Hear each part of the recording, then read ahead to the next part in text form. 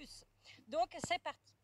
Alors là, on arrive à la moitié de ce 2020. Le temps est venu de faire un petit bilan de cette année, non, n'est-ce pas? Oui. Qui est surprenante, il faut le dire, comme un bidet dans un appartement français, comme une Tibet indienne qui a enfin la réponse à une question des journalistes, comme Macron qui veut produire plus, mais écologique. Année 2020 qui est une année bissextile. Alors je ne sais pas si ici en France c'est pareil, mais en Italie les années bissextiles sont considérées depuis toujours comme maudites. Ah bon. Voilà.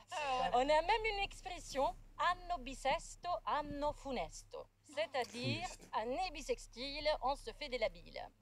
Bon, le bilan va être court. C'est bon, hein, on a bien morflé. Je voulais vous faire une liste de tous les drames de 2020, mais ça me semblait un peu chiant, un peu comme manger une montagne de pruneaux alors qu'on n'est pas constipé du tout. Mais pour la France, apparemment, c'est aussi l'année de l'échec et de l'humiliation.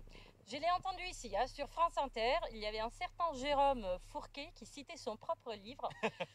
La pandémie nous a montré que nous sommes un pays sous-développé comme les autres. Et bim, ça fait mal hein, de ne plus être le premier de la classe. Eh oui, vous en avez chié les cousins français, comme nous les Italiens. Il faut que je vous dise, pendant longtemps j'ai vécu dans un monde bizarre. Tout se passait en France, exactement comme en Italie, juste avec 10 jours de retard. Ma vie, c'était un croisement entre les films Les Sixième Sens, Retour vers le futur et Contagion. Hein, moi, j'envoyais des textos chelous à tout le monde. Je vois les gens qui sont morts, arrêtez! Et les Français, mais non, mais en France, ça va jamais arriver, un truc comme en Italie. C'est parce que vous êtes mal organisés.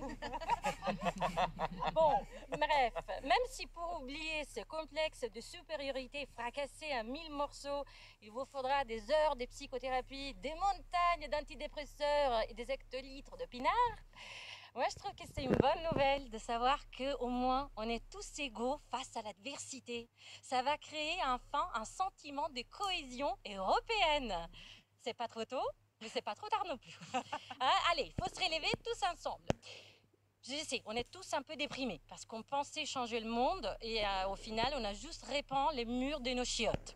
Hein, mais s'il vous plaît, repensez à ces moments qui vous a inspiré pendant le confinement, ces moments qui vous a ouvert les cœurs à l'espoir, qui vous a fait penser plus jamais une infirmière poussée au bout de sa colère se fera plaquer à terre par des dizaines.